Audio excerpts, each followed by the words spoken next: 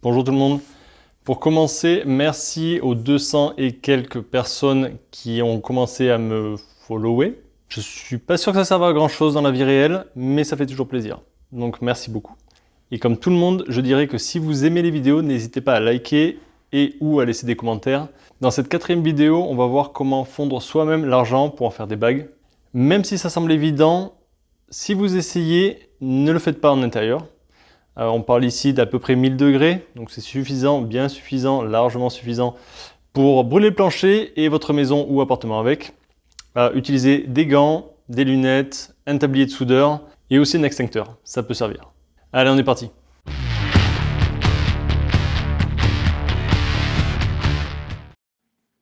Donc pour le matériel, on va avoir besoin d'un four qu'on voit là à gauche. Celui-là, il est au propane, mais il en existe aussi électrique. Juste à côté, on a son couvercle. Pour info, le four est fait maison avec de la laine de céramique et un brûleur.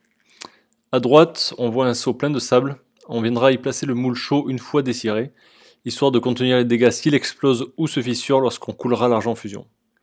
Tout en bas, on voit les deux moules attachés sur une structure en acier, prêts pour le dessirage. Pour dessirer, je prends un brûleur moyen raccordé à une bouteille de propane et je chauffe les deux moules.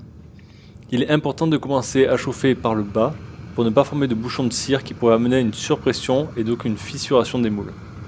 Donc on chauffe en partant de l'entonnoir et on remonte tranquillement afin que la cire s'évacue par la cheminée. Outre le dessirage, cette chauffe est nécessaire afin de cuire le moule. On va chercher à le rendre rouge, incandescent, ce qui voudra dire qu'il est prêt pour recevoir l'argent liquide. Il est plus pratique de faire fondre l'argent dans son creuset et de chauffer le moule en même temps pour ne pas qu'il ait le temps de refroidir avant qu'on y coule le métal. Ici, je dessire avant de faire fondre l'argent et on va voir par la suite que je dois trouver une solution afin de le remonter à température. Donc c'est pas optimal. Si le moule est trop froid, le choc thermique peut l'endommager et le faire craquer ou exploser. Maintenant, j'ai mis le creuset avec à peu près 170 g d'argent dans le four. De même, on commence à chauffer gentiment avant d'envoyer du lourd. La petite cheminée au-dessus du four permet de jeter un coup d'œil à l'état du métal. Là, on voit que le creuset commence à bien chauffer. Une fois l'argent fondu, je touille avec une barre ou un clou en fer afin de m'assurer que tout le métal est fondu et pour retirer l'oxygène du métal et donc limiter son oxydation. J'ouvre le four pour y placer le moule dont je vais me servir quelques minutes plus tard afin de le réchauffer avant d'y verser l'argent et réduire le risque de choc thermique. C'est pas optimal, le mieux encore une fois est de fondre en même temps qu'on dessire.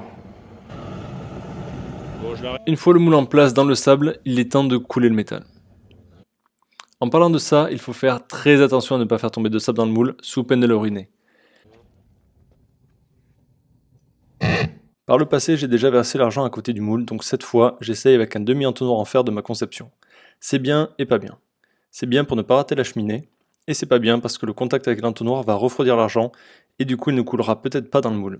Je vous conseille de ne pas utiliser l'entonnoir, mais d'apprendre à viser, pas comme moi. Une fois le métal versé, je tapote sur le moule pour le faire descendre. Honnêtement, je sais pas si ça sert vraiment à quelque chose, mais on va dire que c'est psychologique.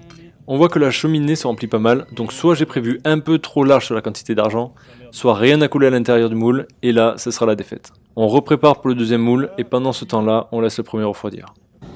En quelques secondes, le métal est assez dur pour être manipulé et sorti du moule. Néanmoins, je mets un petit coup d'eau pour vraiment le refroidir et pour commencer à fragiliser.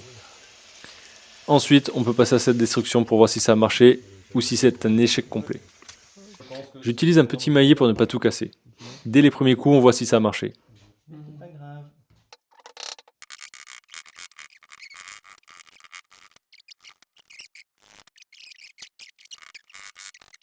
Et là, apparemment, c'est pas mal. L'argent est arrivé jusqu'en bas.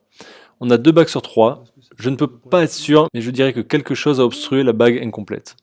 Peut-être que cela vient de la conception de la cire ou d'un corps étranger qui s'est glissé par là après le dessirage.